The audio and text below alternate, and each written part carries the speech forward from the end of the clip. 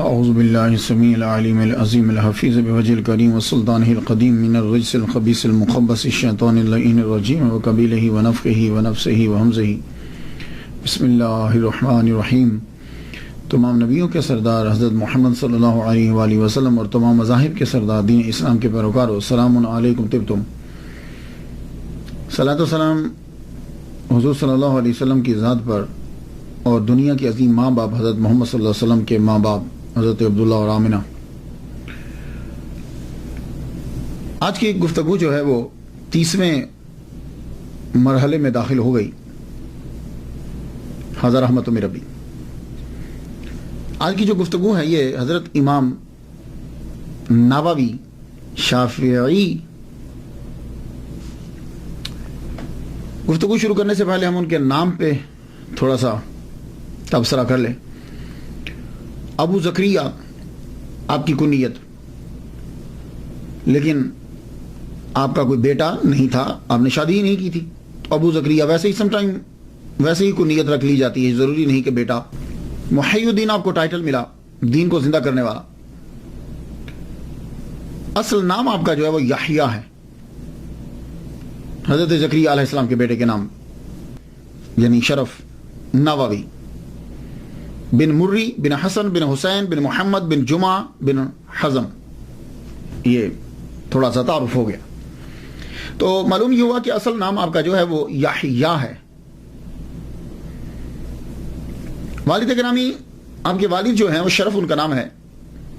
تاریخ جو ہے وہ ان کے بارے میں خاموش ہے، اس لیے کہ کوئی زیادہ علمی گھرانہ نہیں تھا، لیکن اس کا مطلب یہ نہیں ہے کہ پارسائی بھی نہیں تھی۔ تصوف تھا، پارسائی تھی، دین سے لگاؤ تھا۔ امام ذہبی نے اتنا تحریر کیا ہے کہ آپ بہت پارسا اور نیک تھے، اور واقعی جب ہم ہسٹری پڑھتے ہیں تو ہمیں معلوم پڑتا ہے۔ نووی، یہ نام بارہا آپ نے سنا، کوئی بھی ایسا عالم دین نہیں ہے کہ جس نے یہ نام نہ سنا ہو۔ یہ نووی کا مطلب کیا ہے؟ یا تو اس کے اندر نسبتی ہے، یا والی، یا آخر میں جو یا ہے۔ اصل میں آپ نوا علاقہ میں پیدا ہوئے تھے، نوا قصبے کا نام ہے۔ یہ جو نوا ہے یہ سیریا کے، عربی والے اس کو سوریا کہتے ہیں، سیریا کے شام،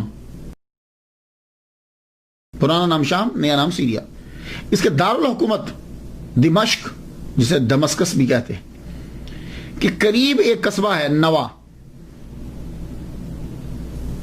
یاقوت الحموی رومی نے لکھا ہے کہ نوا ایک چھوٹا سا قصبہ تھا ہاوران کا، اور اس نے لکھا ہے کہ حضرت ایوب علیہ السلام کا روزہ یہی ہے، واللہ عالم بالصواب۔ ویسے میں جب عمان گیا تھا تو سلالہ کے اندر میں ایک قبر پہ گیا ہوں، تو انہوں نے بتایا کہ حضرت ایوب علیہ السلام کی یہ قبر ہے۔ پھر نیچے بھی گیا تو کہنے لگے کہ یہ چشمہ ہے، وہاں سے میں نے پانی پیا، گاڈ نوز میٹر۔ موجودہ دور کے اندر ازرا ایک بڑا ضلع ہے سیریا کا، اور اس کے آگے 6 شہر ہیں: ازرا ناحیہ، جاسم، الحراق، نوا، شیخ مسکین، تحصیل سین کے ساتھ۔ تو یہ 6 بڑے شہروں میں ازرا کے یہ ایک نوا بھی ہے۔ تو آج کل نوا کی آبادی جو ہے یہ 58,000 سے ابو ہے۔ خیر ہے تو آج کل بھی کوئی اتنا زیادہ آباد نہیں ہے، خاص طور پر یہ جو جہاں امام نووی رحمت اللہ علیہ کی قبر ہے، وہ ایسے ہی آپ سمجھ لیں جیسے آپ گاؤں میں گئے ہیں، یا باہر گاؤں سے ذرا تھوڑا سا باہر، اس طریقے کا آج بھی ویسے ہی تقریباً 58,000 سے زائد اس شہر کی آبادی ہے، اور یہ شام کا، سیریا کا 28واں بڑا شہر ہے۔ اس شہر میں رہنے اور پیدا ہونے کی وجہ سے یحییٰ بن شرف رحمت اللہ علیہ کو نووی کہا جاتا ہے۔ اب آپ کو سمجھ آ گئی کہ امام نووی، اس کو نووی بھی بول سکتے ہیں، اور اس کا تلفظ پروننسیشن نواوی بھی ہے، یعنی وا کو لمبا بھی کریں گے، نواوی بھی اور نواوی، یہ دونوں جو ہیں وہ پڑھے جا سکتے ہیں۔ محرم الحرم میں آپ کی ولادت ہوئی 631 ہجری میں، وصال آپ کا جو ہے وہ 676 ہجری میں ہے۔ آپ کی جو عمر مبارک ہے ٹوٹل وہ 45 سال 44-45 سال بنتی ہے، بس بہت کم عمر آپ کی، لیکن کام بہت زیادہ آپ نے کیا۔ آئیے چلتے ہیں زندگی ابتدائی دیکھتے ہیں۔ کچھ لوگوں کی آباء و اجداد یا ان کے بارے میں جب لکھا گیا تو تب لکھا گیا جب وہ مشہور ہوئے، تو جب مشہور ہوئے تب 40-50 سال کے ہو چکے ہوتے تھے، یا ان کے بارے میں لکھنے والے بعد میں آئے تو زیادہ تر جو ہے وہ تواریخ کے اندر کچھ نہ ملا۔ دیکھتے ہیں ہم امام نووی رحمۃ اللہ علیہ، آپ کے بھی والد اور خاندان کو اتنا مشہور نہیں ہے، نوا قصبہ کے اندر رہتے ہیں، اور آپ کے والد گرامی شرف کا ایک باغ ہے اور ایک چھوٹی سی دکان ہے۔ باغ، تھوڑی سی زمین اور ایک چھوٹی دکان، یہ آپ کے والد گرامی کا کل اثاثہ ہے۔ وہ کھیت جو ہے، وہ باغ جو ہے، اسی کے اندر گروسری، ویجیٹیبلز، گھر کی جو چیزیں ہیں جو گھر میں استعمال ہوتی ہیں کھانے کی اور پینے کی، فروٹ اور سبزی، وہ اسی کے اندر اگائی جاتی ہے، اور کچھ تھوڑی سی دکان پہ لا کے رکھ دی جاتی ہے، اور خرچہ جو ہے وہ چلتا رہتا ہے۔ یہ اگا ہوا مال باہر نہیں بیچتے تھے، کم بیچتے تھے، وہیں سے اگا ہوا گھر میں استعمال کیا جاتا تھا۔ کیوں؟ آپ پارسا ہیں، اور صوفی جو ہیں، متقی لوگ جو ہیں، وہ کھانے پہ بڑی دھیان دیتے ہیں۔ تو امام نووی رحمۃ اللہ علیہ کے والد گرامی گھر میں ہی اگاتے، اور وہ گھر میں ہی کھایا جاتا، کہ تاکہ اس کی حلت میں کوئی شک نہ رہے، اور جب خوراک حلال ہو تو یہ بات یاد رکھیے گا تو پھر بچوں پہ اثر ضرور پڑتا ہے۔ تو اللہ تعالیٰ نے آپ کو بیٹا بھی جو عطا فرمایا، پھر محرم الحرام کے اندر اللہ نے آپ کو بیٹا دیا، اس بیٹے کا نام جو ہے زکریا علیہ السلام کے بیٹے کے نام پہ یحییٰ رکھا گیا۔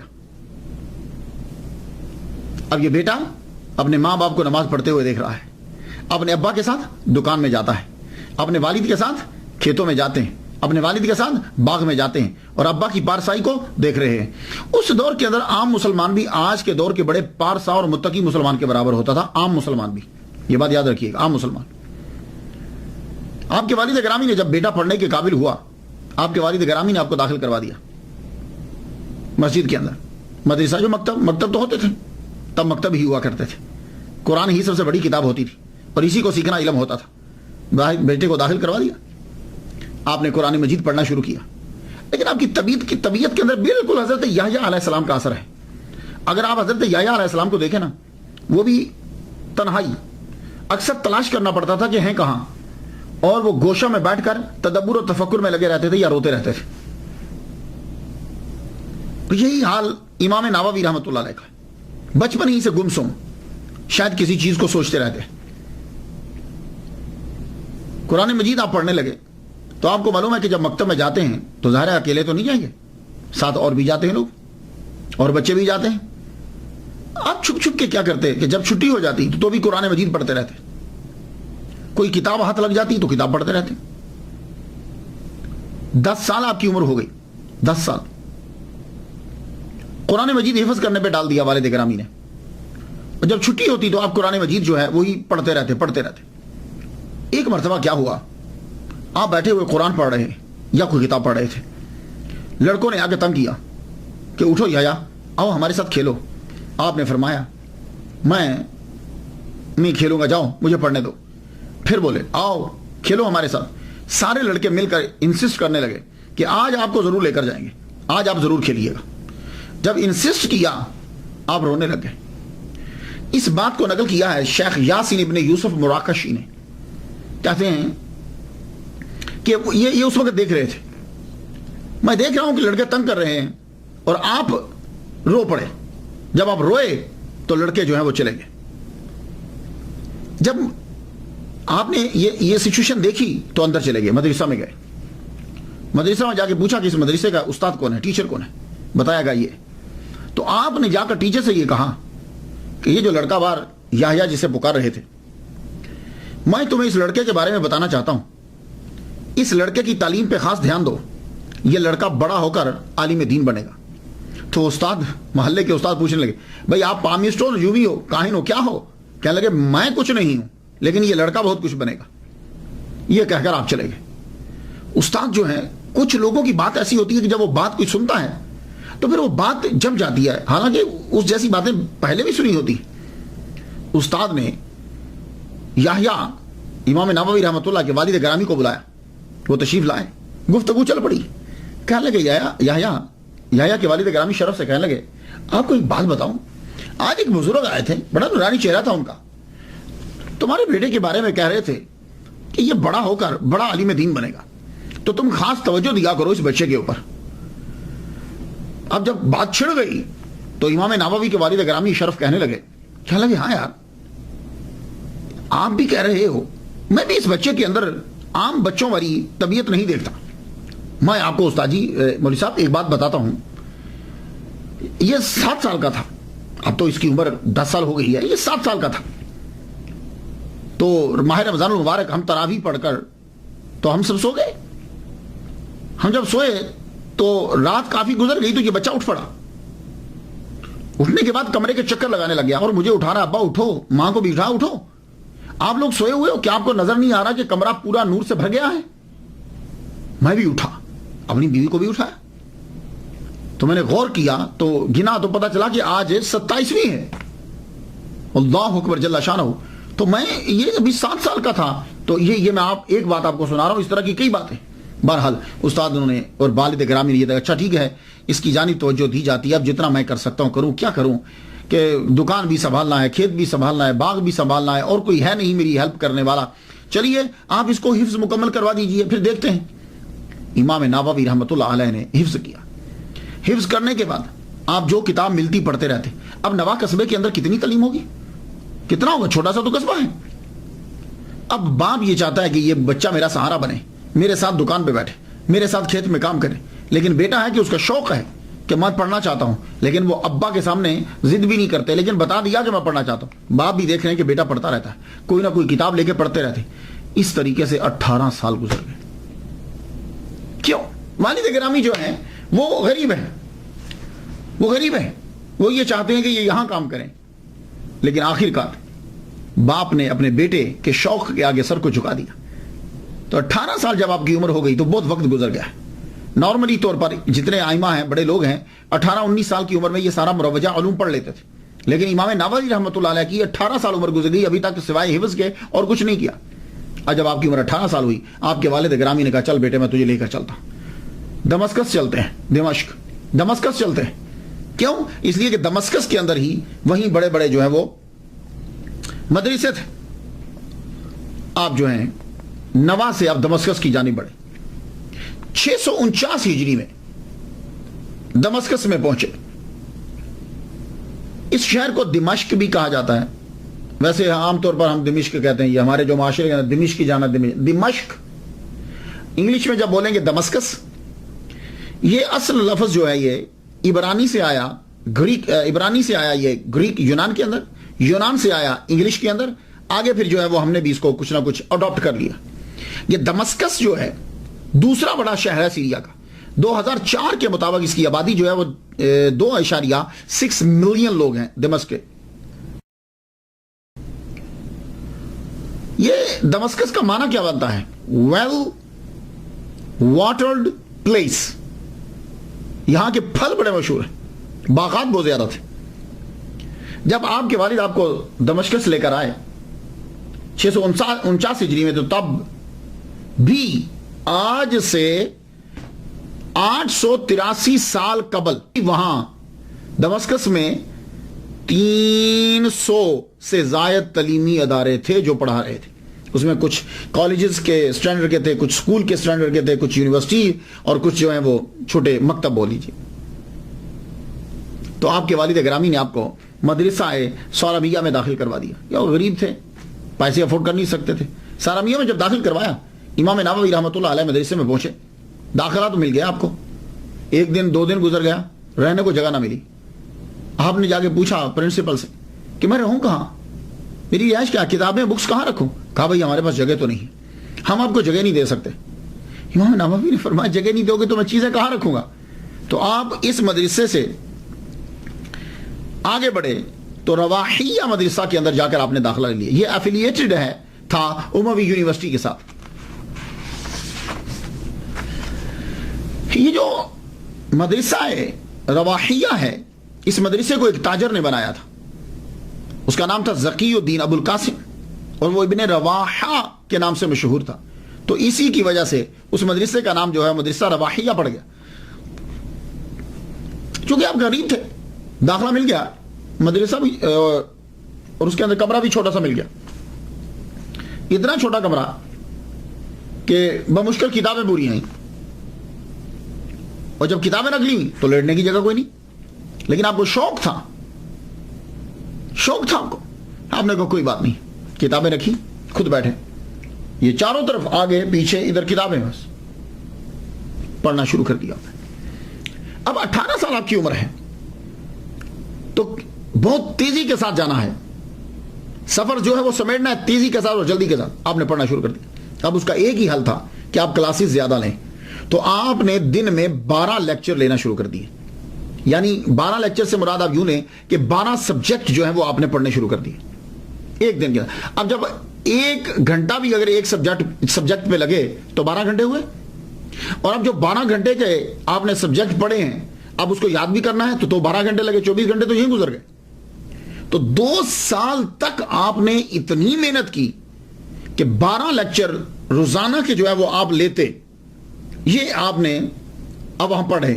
تو تقریباً 8400 لیکچر 2 سال کے اندر آپ نے لے لیے, اور ان کو یاد کرنا ہے, ان کو لکھنا بھی ہے. یہ سب کچھ آپ نے بڑی تیزی کے ساتھ کور کرنا ہے. مسلم شریف آپ نے ابو اسحاق الواسطی سے پڑھی. دمشق کے جتنے بھی مشہور جو سب سے بڑے 20 علماء تھے, اسکالر تھے, ان سے آپ نے علم جو ہے وہ حاصل کیا. اور یہ 20 اسکالرز اپنے اپنے فن کے امام تھے. کم کھاتے, کم سوتے, بولنا بہت کم, ہم وقت پڑھتے رہتے. اور اگر کبھی بازار جانا ہو جاتا, آدمی گزرتا ہے کوئی چیز لینے جاتا تو بک ساتھ لے جاتے, تو رستے میں پڑھتے ہوئے چلے جاتے, یا کوئی چیز جو ہے وہ یاد کرتے ہوئے جاتے. واکنگ کے اوپر بھی پڑھتے چلے جانا ہے. 2 سال تک آپ نے پڑھا. حدیث, Islamic jurisprudence, principle of jurisprudence, syntax, ایٹمالوجی, لغت, نحو. 6 سال 6 مہینے کے اندر آپ نے ہر سبجیکٹ میں پی ایچ ڈی کر لی. یہ میں لفظ بول رہا ہوں تاکہ سمجھ میں آ جائے کہ یعنی آپ نے اتنا پڑھا کہ 6 سال 6 ماہ کے اندر آپ نے ہر حدیث کے اندر, ایٹمالوجی کے اندر, سنٹیکس کے اندر, جیورسپروڈنس کے اندر, پرنسپل آف جیورسپروڈنس کے اندر آپ نے ہر سبجیکٹ کے اندر پی ایچ ڈی کر لی. اب پی ایچ ڈی ہوتی کیا ہے بھئی, یہی تو ایک مضمون لکھنا ہوتا ہے نا. تو آپ نے جتنے مضمون پڑھے ہر ایک کے اوپر کتاب لکھی تو پی ایچ ڈی تو ہو گئی. جتنی کتب ہیں اس کے اوپر حواشی لکھتے چلے جاتے. جب آپ علم حاصل کر چکے, آپ نے پڑھ لیا 6 سال 6 ماہ تقریباً, اس کے بعد آپ حج کرنے کے لیے گئے. تو کہتے ہیں کہ حج کرنے کے لیے آپ اپنے ابا کے ساتھ گئے تھے, بعض کہتے ہیں کہ اکیلے حج کرنے کے لیے گئے. حج کرنے کے لیے آپ گئے, مختصر سی سیر و سیاحت کی, یہ بڑی ضروری ہوتی, مختصر سی سیر و سیاحت بھی کی. اس کے بعد آپ واپس آ گئے, واپس دمشق کے اندر پہنچے. دمشق میں جب آئے تو یہاں آپ کو مدرسہ اشرفیہ کا ہیڈ بنا دیا گیا. وہاں تدریسی آپ کو استاد کے منصب پر فائز کر دیا گیا مدرسہ اشرفیہ کے اندر. یہ مدرسہ اشرفیہ کیا ہے؟ مدرسہ اشرفیہ جو ہے یہ کنگ اشرف موسیٰ بن عادل جو بھتیجا تھا سلطان صلاح الدین ایوبی کا, اس نے یہ بنایا تھا. اس مدرسے کے اندر آپ کو استاد بنا دیا گیا. اب آپ کا دور شروع ہوا تدریس کا, تصانیف کا. آپ نے پہلے 2 سال صرف تنخواہ لی, پہلے 2 سال. وہ بھی کیوں لی؟ اس لیے کہ آپ کو بہت سی کتب خریدنا تھی اور آپ کے پاس اتنے پیسے نہیں تھے. تو آپ نے مدرسہ سے تنخواہ لی اور اسی پیسوں سے فوراً جا کے کتب لے آتے, اور اس دور میں کتب ہوتی بھی بڑی مہنگی تھی. تو آپ نے کتب خریدنے کے لیے صرف پہلے 2 سال پوری زندگی کے اندر تنخواہ لی, اس کے بعد آپ نے تنخواہ جو ہے وہ نہیں لی. آپ پڑھا رہے ہیں, وقت گزرتا ہے, عبادت میں بھی صرف کرتے ہیں, پڑھانے میں بھی صرف کرتے ہیں, لکھنے میں بھی. بہت مختصر زندگی ہے, بڑی تیزی سے کام کرنا ہے, بڑی سادہ زندگی, کم کھاتے, بس ایک امامہ تھا سر پہ پہنتے ہوئے, ایک لمبا سا گاؤن, کپڑے بھی سادہ, خوراک انتہائی سادہ. اور دمشق کا خوراک تو آپ کھاتے ہی نہیں تھے. دمشق کے اندر جو پھل اگتا تھا اور جو گروسری تھی آپ نہیں کھاتے تھے. تو پھر آپ پوچھیں گے کہ کیا کھاتے کیا تھے؟ آپ کے والد گرامی نوا سے اپنے باغ, اپنی کھیت کی چیزیں لے کر آتے, کچھ زیتون لے کر آتے، وہ لے کر آتے تو یہ ان کو سنبھال لیتے، یہ سنبھال لیتے، تو پھر اس کو اگلی آمد تک سنبھال کے رکھتے۔ تو کیا کرتے؟ زیادہ تر تو روزے سے رہتے تھے، تو صبح ہوتی تو پانی پی کے رکھ لیتے، رات ہوتی تو عشاء کے بعد جو ہے تھوڑا سا کھانا کھا لیتے، وہ کھانا جو اپنے والد گرامی لائے تھے، اور دمشق میں نہیں کھاتے تھے، وہاں کا اگا ہوا فروٹ اور وہ چیزیں وہ نہیں کھایا کرتے تھے۔ وجہ کیا ہے؟ ان کو شک تھا دمسکس کے خوراک میں، پروڈکشن میں، اس کے پھلوں میں ان کو شک تھا۔ شک کیوں تھا؟ یہ جو دمشق ہے حضرت عمر کے دور میں یہ فتح ہوا، اور یہ زمین وقف کی تھی۔ وقف کیا ہوتا ہے؟ وقف یہ ہے کہ یہ چیز غریبوں کی ہے، تو اب کیا ہوگا کہ یہ جب یہ چیز غریبوں کی ہے تو اب اس سے جو بھی پروڈکشن ہوگی وہ غریبوں کو ہی جائے گی۔ یہ وقف ہے، یہ میں سمپل سی مثال دے رہا ہوں۔ تو دمشق کی لینڈ جو ہے وہ وقف تھی۔ جب وہ وقف تھی، اب نہیں معلوم، امام نووی رحمۃ اللہ فرماتے ہیں کہ 600 سال میں دمشق کی زمین اکثر وقف تھی۔ فقہ میں وقف ہوگا جب تک معلوم ہو جائے۔ تو آپ یہ پوچھتے تھے، آپ کو یہی رہتا تھا who put it and for whom it was put، کس کا ہے؟ کوئی ملکیت کون شامل ہے؟ مال کدھر سے آ رہا ہے؟ تو یہ ملکیت کے اندر جو ہے نا وہ شک و شبہ کی وجہ سے آپ پھر خوراک ہی استعمال نہیں کرتے تھے، تو وہاں سے منگوایا کرتے تھے آپ اپنے ابا سے۔ 91 کلومیٹر کا سفر طے کر کے جو ہے وہ نوا سے وہاں پہنچتے دمشق کے اندر، اور وہاں آ کر وہ خوراک جو ہے وہ دیا کرتے۔ اب کی خوراک اتنی سادہ ہوتی تھی کہ قاضی القضات چیف جسٹس ایک مرتبہ عید کے دن آ گئے امام نووی رحمۃ اللہ کے پاس۔ جب آئے تو عید کے دن آدمی موسٹلی کھانا اچھا کھاتا ہے، آپ کے پاس آئے تو دیکھا آپ کچھ کھا رہے ہیں، سوپ سا بنا ہوا ہے، broth means some kind of soup, vegetable اس کے اندر، لیکن گوشت نہیں ہے، میٹ نہیں ہے۔ تو وہ سوپ سا بنا ہوا ہے، نہ آئل ہے اس کے اندر، نہ کچھ چیز ہے، تو آپ اس کو جو ہے وہ لے رہے بغیر روٹی کے۔ قاضی القضات جو ہیں شیخ سلیمان ازاری وہ بیٹھے، آپ نے فرمایا آؤ یار کھاؤ۔ انہوں نے جب دیکھا کہنے لگے بھائی یہ میرے حلق سے نیچے نہیں اترے گا۔ تو قاضی کے بھائی جو تھے وہ شہر گئے، شہر میں جا کر وہاں سے وہ بھنا ہوا گوشت اور کچھ مٹھائی لے کر آئے، وہ لا کے جب رکھی تو کہنے لگے امام نووی سے آؤ کھائیے، فرمانے لگے یہ میرے حلق سے نہیں اترے گا۔ تو سادہ خوراک، سادہ زندگی، سوچ صرف یہی تھی کہ اللہ کے رضا کے لیے میں کچھ لکھ جاؤں۔ اب یہی تدریس کے دوران ہی تصانیف کا سلسلہ بھی شروع ہوتا ہے، اور بڑی تیزی کے ساتھ۔ کتابیں تو اور لوگوں نے بھی لکھی، بڑی لکھی، مگر آپ نے 20 سال کے عرصہ میں جتنی کتابیں لکھ دی ہیں نا، دوسرا آدمی پوری زندگی میں اتنی لکھتا ہے جتنی آپ نے 20 سال کے اندر لکھ دی، اور یہ بھی آپ کی بہت بڑی کرامت ہے، بڑی عظیم کرامت ہے آپ کی۔ اب آپ ان کی کتابیں جب دیکھیں، المنہاج شرح مسلم شریف، ریاض الصالحین، کہاں نہیں ہوگی یہ کتاب؟ ہر علامہ کی لائبریری کے اندر ریاض الصالحین آپ کو ضرور ملے گی۔ شافعی فقہ کے مطابق اصول فقہ تحریر کیا، المجموع شرح المہذب، منہاج الطالبین، تہذیب الاسماء واللغات، التقریب والتأثیر فی سنن البشیر والنذیر، ما تمس علی حاجت القاری لصحیح البخاری، تحریر التنبیہ، کتاب الاذکار، یہ بھی آپ نے لکھی۔ آپ کی ایک مشہور کتاب ہے اور دعاؤں کا مجموعہ ہے، اس کے اندر بہت ساری دعائیں ہیں حضور صلی اللہ علیہ وسلم سے جو نقل ہیں، اس لیے کہا جاتا تھا بائع الدار واشتری الاذکار، بیچ گھر بار خرید اذکار، التبیان فی آداب حملۃ القرآن، الآداب الفتوى والمفتی، الترخیص فی القیام، المناسک، شرح ابی داؤد، شرح ترمذی، روضۃ طالبین، 40 نووی، 40 النوویہ، الاربعون النبویہ من الاحادیث الصحیحۃ النبویہ. اربعین نووی اکثر آپ اس کا نام جو ہے آپ سنتے ہیں. یہ کتاب آپ کی بڑی مشہور ہوئی اربعون نوویہ، امام نووی کی لکھی ہوئی 40 احادیث مبارکہ.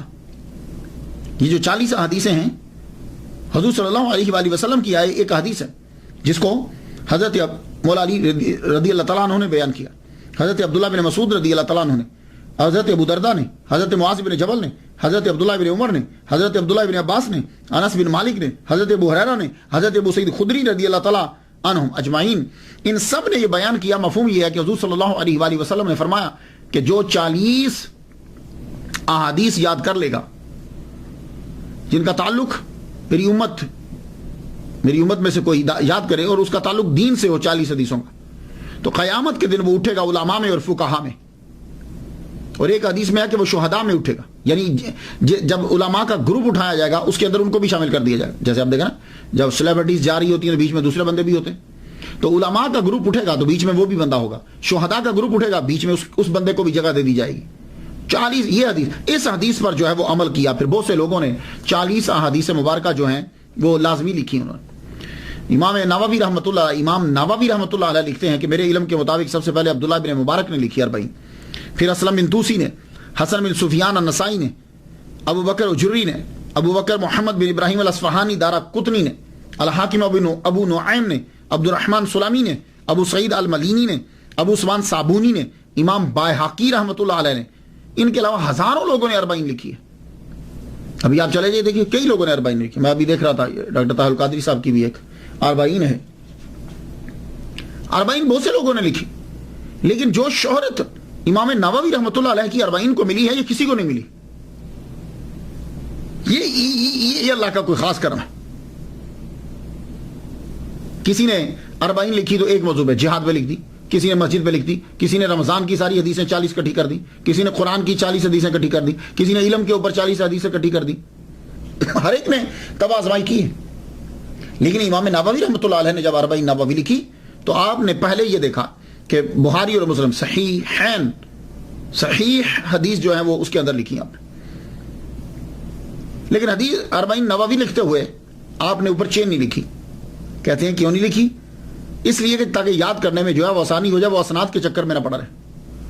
لیکن ایک بات میں آپ کو بتاتا جاؤں، اللہ تعالیٰ نے اس کو جو اتنا مقبول کیا ہے، اس بات سے اس سے اندازہ لگا لیجئے کہ یہ دلیل ہے قبولیت کی. یہ مقبولیت جو ہے یہ قبولیت کی دلیل ہے. اس کی 200 سے زیادہ شروحات لکھی جا چکی ہیں اس وقت. 40 نووی کی 200 سے زیادہ شروحات جو ہیں وہ لکھی جا چکی ہیں. اللہ اکبر جل شانہ. یہ رب تعالیٰ کی عطا ہوتی ہے. کتنے لوگوں نے لکھا، لیکن یہ آپ کا اخلاص ہے کہ اللہ تعالیٰ نے اسے اپنی بارگاہ میں جو ہے وہ قبول فرما لی. آپ کی 40 جو ہے اس کی پہلی حدیث انما الاعمال بالنیات ہے. تو 40 کے حساب سے آخری حدیث بننی چاہیے کن فی الدنیا کاننا کا غریب. لیکن یہ آخری نہیں ہے. کیوں؟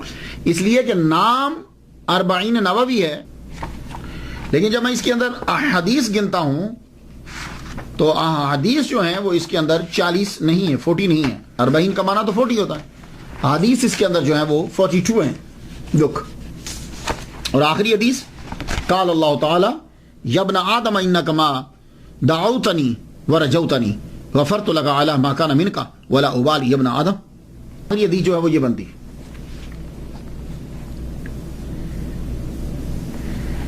اب اس کا جواب جو ہے وہ کیا ہے کہ نام تو ہے کہ 40 حدیث، لیکن بیچ میں 40 نہیں ہے. تو وہ کہتے ہیں کہ بات یہ نہیں ہے کہ صرف 40 کے عدد کو ہی پورا کرنا، اس سے آگے نہیں بڑھنا.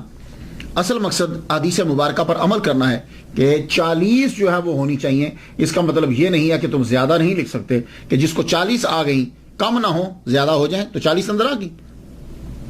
اس کے علاوہ آپ کی کتاب المقاصد فی التوحید والعبادۃ والتصوف، تصوف کے اوپر زبردست کتاب ہے آپ کی.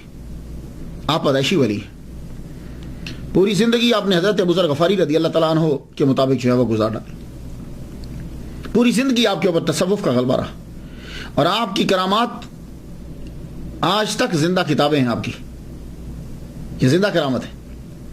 اور یہ کتاب جو تصوف پہ لکھی، اس کے اندر آپ نے 5 خصوصیات لکھی ہیں صوفیہ کی، کہ صوفی کے اندر یہ 5 چیزیں ہونی چاہیے۔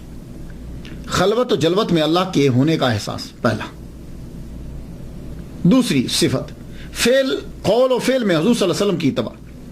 تیسری صفت زیادہ مانگنے اور زیادہ ملنے سے بچنا۔ چوتھی جو رب نے دیا اس پہ قناعت۔ پانچویں ہر کام میں اللہ کی خوشنودی۔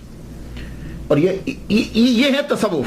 تو تصوف کا غلبہ آپ کی زندگی میں رہا آخر تک۔ بستان العارفین فی الزہد و تصوف ایک اور کتاب آپ کی، اس کتاب کے اندر قدیم صوفیاء کے انمول اقوال درج کیے، جن کا تعلق زیادہ تر ہے تزکیہ نفس کے اندر، کہ نفس کو جو ہے وہ پاک کس طریقے سے کرنا ہے۔ امام شافعی رحمۃ اللہ علیہ کا قول نقل کیا، قول ہے کہ صرف مخلص کو پتہ چلتا ہے کہ ریاکاری کیا ہے۔ یہ امام شافعی رحمۃ اللہ علیہ کا قول ہے۔ کیا مطلب؟ تصوف میں یہ ایک اہم موضوع ہے، ریاکاری ایک اہم موضوع۔ اس سے بچنا کیسے؟ ریاکاری سے بچنا مسٹ ہوتا ہے، اس کے لیے ولی صوفی بڑا کام کرتا ہے۔ تو امام نووی نوٹ لکھتے ہیں کہ منافقت کیا ہے اور ریاکاری کیا ہے، یہ صرف وہی جان سکتا ہے جو اللہ کے لیے کام کر رہا، اخلاص کا، بڑے اخلاص کے ساتھ طلبگار ہو، اخلاص کا، انتہائی اخلاص کے ساتھ طلبگار ہو۔ بہت ریاضت، مجاہدہ، مراقبہ کے بعد جا کر معلوم ہوتا ہے کہ منافقت اور ریاکاری کیا ہے۔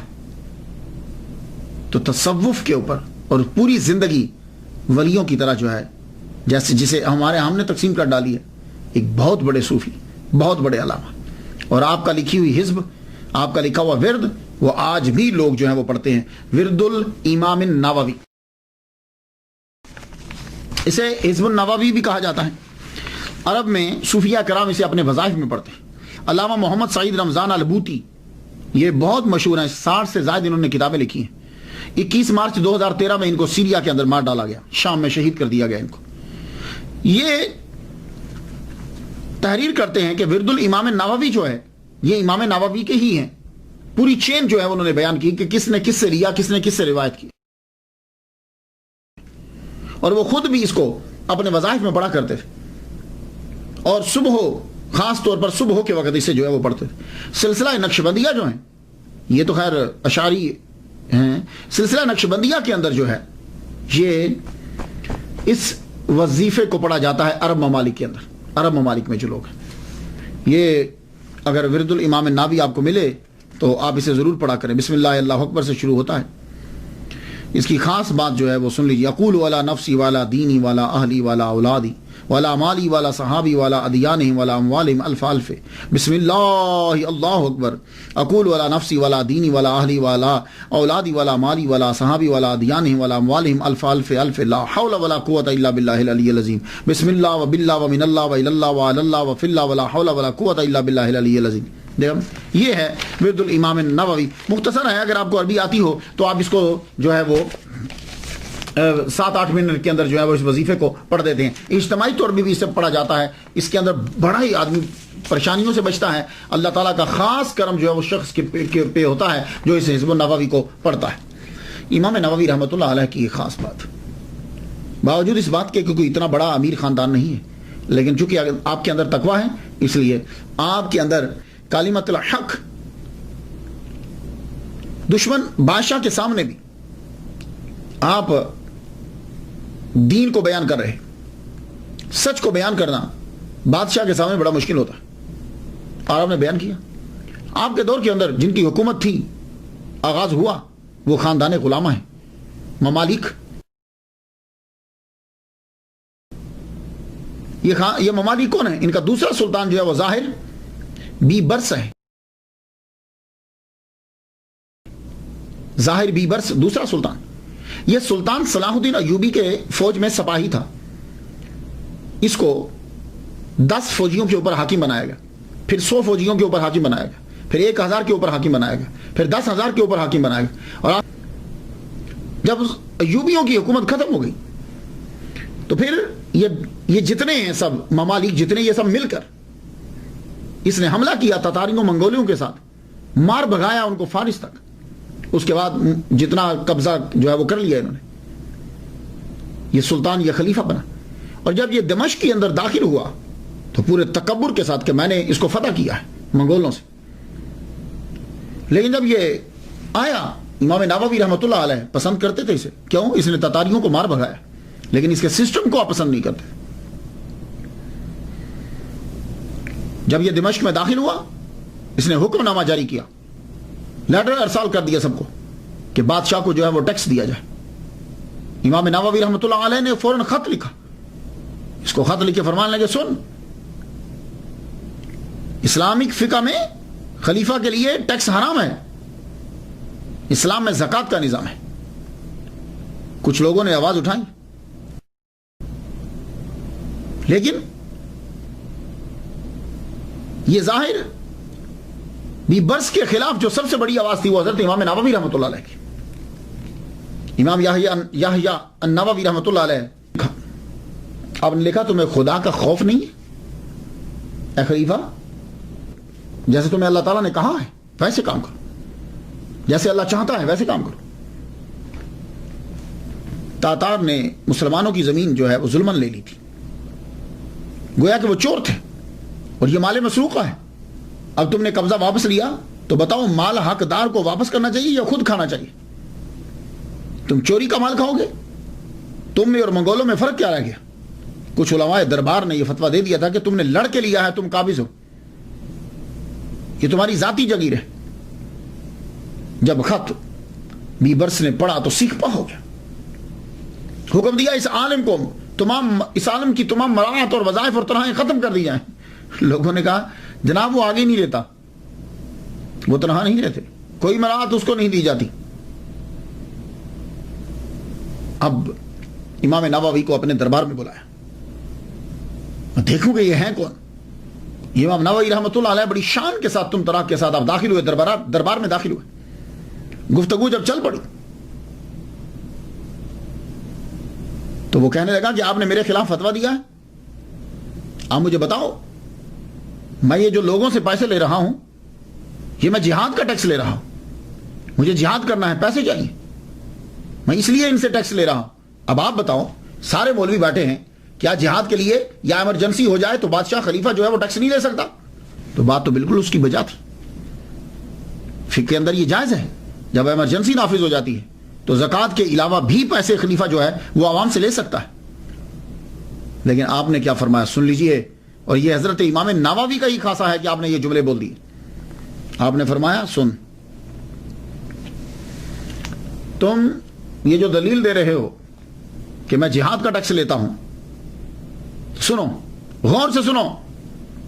دربار میں سناٹا چھا گیا. دربار میں تقریر فرمانے لگے کہ خلیفۃ المسلمین سن، کس نے حکومت دی؟ آپ کے ہاتھ حکومت کس نے دی؟ یاد کرو تم ایک دور میں غلام تھے اور اب سلطان ہو. ایک دھیلا کے مالک نہیں تھے تم، ایک پینی کے، ایک اشرفی کے تم مالک نہیں تھے. اب تم دراہم و دنانیر کے مالک ہو، بہت سی جائیداد کے مالک ہو. کتنے تمہارے غلام اور لونڈی ہیں اس وقت؟ تم خود غلام تھے اور اب بہت سارے غلام اور لونڈیوں کے تم مالک ہو. کتنی بڑی جائیداد جو ہے وہ تمہاری ہے. یہ تمام تم نے لوگوں کے خزانے سے لیے، لوگوں کے پیسے سے خزانہ بنایا، لوگوں سے پیسے لیے، اور یہ سارا جو تیرے بیت المال میں جمع ہے یہ عوام کا خزانہ ہے، عوام کی دولت ہے، تمہارا نہیں ہے. تم اس وقت جہاد کا ٹیکس لگا سکتے ہو جب تیرے پاس کچھ نہ ہو، اور یہ ساری دولت تو واپس بیت المال میں دے دے یا لوگوں میں تقسیم کر دے، اور تیرے پاس کچھ بھی نہ ہو، جیسے حضرت عمر بن عبد العزیز رضی اللہ تعالیٰ عنہ نے یہ سارا کا سارا کچھ جو ہے وہ دے دیا تھا. تب جا کے تو جہاد کا ٹیکس لے سکتا ہے. ساروں کا مال اپنے پاس جمع کر کے اور تو خود کو غریب سمجھ رہا ہے. اللہ اکبر جل شانہ. اس کا ایک رنگ آئے اور ایک رنگ چاہے. بڑی دیر تک سر جھکائے رہا. لگا جاؤ، چلے جاؤ، میرے دربار سے نکل جاؤ اور نوا چلے جاؤ واپس. تم دمشق میں رک ہی نہیں سکتے، تم نوا چلے جاؤ، اپنے قصبے میں، گاؤں میں واپس پلٹ جاؤ. اب وہاں سے گاؤں میں چلے گئے. کچھ عرصے کے بعد بادشاہ نے آپ کو واپس بلا لیا. کہا آپ تدریس کا سلسلہ جو ہے وہ شروع کیجیے. دربار میں بیٹھے ہوئے خاص نے پوچھا امیر نے, حضور واپس کیوں بلایا آپ نے؟ کہنے لگے اس ڈر سے. محمد مصطفیٰ صلی اللہ علیہ وسلم نے فرمایا کہ جس نے میرے ولی سے, اللہ کہتا ہے حضور کی زبان سے, کہ جس نے میرے ولی سے دشمنی کی میں اس سے اعلان جنگ کرتا ہوں, تو مجھے ڈر آ گیا کہ خدا کا قہر مجھ پہ غالب نہ جائے. تو کہنے لگا وہ دربار میں سے بھیجا کیوں تھا آپ نے؟ دربار سے کیوں بھیجا تھا؟ اگر اتنا ڈر تھا تو نوا نہ بھیجتے.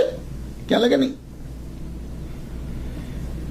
میرا دل چاہا تھا کہ میں مار ڈالوں, لیکن جب یہ تقریر کر رہے تھے تو میں ان کو دیکھ رہا تھا کہ 2 شیر ان کے دائیں اور بائیں جانب کھڑے ہیں. میں ڈر گیا. مجھے تب سے یقین ہو گیا کہ یہ بندہ اللہ کا ولی ہے. لیکن اب کیا کروں کہ اپنے دربار کے دبدبے کو بھی تو رکھنا ہے, اپنے مقام کو بھی تو رکھنا ہے. اس لیے میں نے یہ گستاخی کی کہ میں نے ان کو نواب واپس بھیج دیا, اور تھوڑے ہی عرصے کے بعد میں نے اپنا حکم واپس لیا اور ان کو واپس تدریس پہ لگا دیا. یہ ہیں امام نووی رحمۃ اللہ علیہ. علامہ بوطی نے فرمایا ہے کہ اگر امام نووی رحمۃ اللہ علیہ اللہ کے ولی نہیں ہیں تو پھر اللہ نے کوئی بھی دنیا میں اپنا ولی نہیں بنایا. امام نووی رحمۃ اللہ کا مرتبہ اس سے جانیے کہ جب امام علی بن عبداللہ الکافی السبکی رحمۃ اللہ علیہ قاہرہ سے دمشق آئے تو وہاں گئے جہاں امام نووی رحمۃ اللہ علیہ پڑھا کرتے تھے, بیٹھتے تھے, پڑھاتے تھے. پوچھنے لگے کہ وہ کس جگہ پہ زیادہ بیٹھتے تھے؟ کہا جی یہ جگہ ہے. تو امام سبکی رحمۃ اللہ علیہ نے اپنے سر کو اس جگہ جھکایا اور وہاں کی مٹی اپنے گالوں پہ ملنے لگ گئے.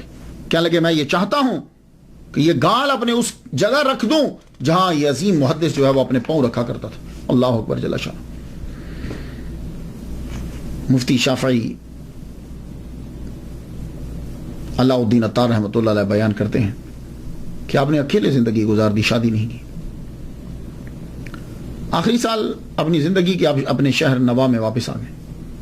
ماں باپ کو ملنے کے لیے آئے اور وہاں شدید بیمار ہو گئے.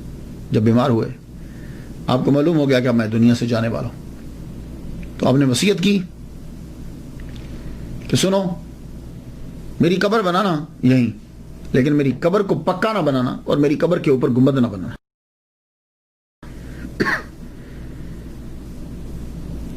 آپ کی یہ وصیت پر عمل رہا آپ کے, کیونکہ آپ کے والد گرامی بھی زندہ رہے. 9 سال کے بعد آپ کے والد گرامی, آپ کی وفات کے 9 سال کے بعد آپ کے والد گرامی کی وفات ہوئی.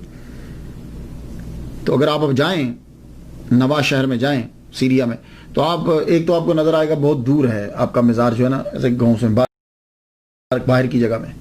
دوسرا اتنا زیادہ کوئی بڑا نہیں ہے, شاندار نہیں بنایا گا, ارد گرد بھی. تو اندر جو ہے وہ ایک کتبہ سا لگا ہوا ہے, بینر سا, اس کے اوپر لکھا ہوا ہے آپ کی ولادت محرم میں ہوئی اور آپ کا وصال جو ہے وہ رجب میں ہوا. وہاں ویسے 44 سال لکھا ہوا ہے, آپ کی ٹوٹل عمر 44 سال ہے وہاں جو لکھا ہوا. تو جب وقت گزرا, جنریشن ایک گزری, تو دوسری جنریشن نے چاہا کہ ہم اس کے اوپر گنبد بنا دیں, چھت بنا دیں. لیکن کیا ہوا, اتنا موٹا, بہت موٹا جو تنا ہوتا ہے نا, یقین جانیے یہ میرے اس میں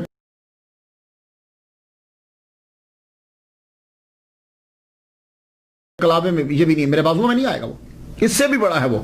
اگر آپ دیکھیں جا کے تو وہ اتنا بڑا درخت جو ہے وہ آپ کی قبر کے بالکل اوپر اگا ہوا ہے, اور اتنی بلندی پر گیا ہے اس کی شاخیں اور وہ, کہ نہ تو اوپر چھت ڈالی جا سکتی ہے اور نہ ہی اوپر گنبد بنایا جا سکتا ہے. لوگ جو ہیں وہ آج بھی جاتے ہیں اور جا کر جو ہے وہ فیض حاصل کرتے ہیں, دعائیں مانگتے ہیں. میں تو ان کے لیے فاتحہ پڑھ چکا, آپ بھی ان کے لیے فاتحہ پڑھ دیجیے. اللہ تعالیٰ ان کے درجے بلند فرمائے اور ہمیں بھی اسی طریقے سے دین میں مدد, دین میں محنت کرنے کی توفیق عطا فرمائے. اجازت دیجیے. وآخر دعوانا الحمدللہ رب العالمین.